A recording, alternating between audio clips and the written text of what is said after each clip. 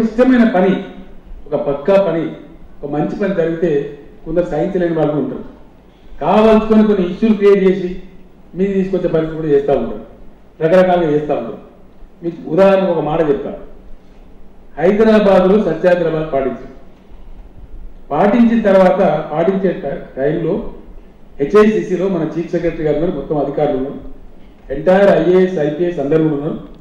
నేను స్వయంగా చెప్పిన సఫాయి అన్నా నీకు సలాం అన్నా అని చెప్పి, సఫాయి అన్నా నీకు సలాం అన్నా అని చెప్పి తల్లిదండ్రుల తర్వాత మనం పూజించదగ్గ వ్యక్తులు అని చెప్పిన వాళ్ళ శాలరీస్ తక్కువ ఉన్నాయి, పెంచుతా అని as a chief minister of the state నేను అనౌన్స్ చేసిన. ఒకసారి కాదు, ఆ ప్రాసెస్లో తిరుగుతున్నప్పుడు నేను మాట్లాడిన వివిధ సభలలో కూడా చెప్పిన. బట్ స్టిల్ కొంతమంది ఏం చేస్తారు, ఇమ్మీడియట్ స్ట్రైక్ నోటీస్ ఇచ్చేసి ముఖ్యమంత్రి స్వయంగా గవర్నమెంట్ స్వయంగా శాలరీస్ పెంచుతామని చెప్పిన తర్వాత సమ్మె నోటీస్ చేయాల్సిన అవసరం ఏమైపడుతుందండి? అంటే ఇష్యూ క్రియేట్ చేయాలి. ఇట్లా చేసే వాళ్ళు ఉంటారు. దాన్ని నేను ఏమన్నా కొద్దిమంది వ్యక్తులు పనిగట్టుకొని ఈ పనికి మాలిన సమ్మెలు పెడుతున్నారు అని చెప్పినాను. దానికి ఏమంటారు ఇప్పుడు? ఇలా దిక్కుమాలిన సమ్మెలు అనడం అది సీక్రెట్. అది ఎవరిది దిక్కుమాలిన అంటే ఎవరిని అంటున్నాను? సఫాయి కర్మచారులనా? అందులో ఎస్సీ ఎస్టీలు బీసీలు ఉంటారా బాబు, ఊకటోళ్ళు. అంత నీచంగా మాట్లాడడం, దిక్కుమాలిన సమ్మెలు అనడం, ఇది ఎస్సీ ఎస్టీలను బీసీలను మీరు ఇన్సల్ట్ చేస్తున్నారు.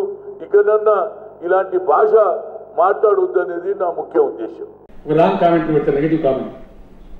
మొన్న దేవుడు పొగిడిన ముఖ్యమంత్రి ఇలా పనికిమాల నేను సఫాయి కార్మికులు అన్నానా? అందే సమ్మె చేయించిన వాళ్ళు అన్నది. ఎవరైతే సమ్మెకు నోటీస్ ఇచ్చారో, ఎవరైతే వాళ్ళని రాంగ్ రూట్ పట్టించారో వాళ్ళనంటే అది నేను సఫాయి కార్మికులు అన్నది చిత్రీకరిస్తా ఉన్నాను. దిక్కుమాలిన సమ్మెలు అనడం అది సీక్రెట్.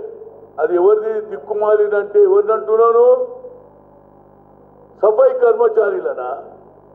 అందులో ఎస్సీ ఎస్టీలు బీసీలు ఉంటారా బాబు, ఊకటోళ్ళు. అంత నీచంగా మాట్లాడడం, దిక్కుమాలిన సమ్మెలు అనడం, ఇది ఎస్సీ ఎస్టీలను బీసీలను మీరు ఇన్సల్ట్ చేస్తున్నారు. ఇకనన్నా ఇలాంటి భాష మాట్లాడొద్దు అనేది నా ముఖ్య ఉద్దేశం.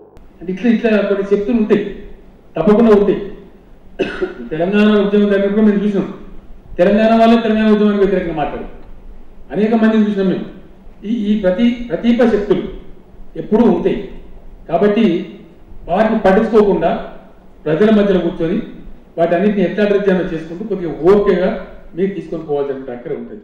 ఏ ప్యాకేజీ మీ గొంతు నొక్కేసింది కళ్యాణ్ బాబు అని నేను అడుగుతున్నాను. ఇప్పటికైనా ఒక మనసున్న నాయకుడిగా బయటికి రా, ప్రజల తరఫున నిలబడి మరి జగన్మోహన్ రెడ్డి గారు పోరాడుతున్న ఈ పోరాటానికి సంఘీభావం తెలియజేసి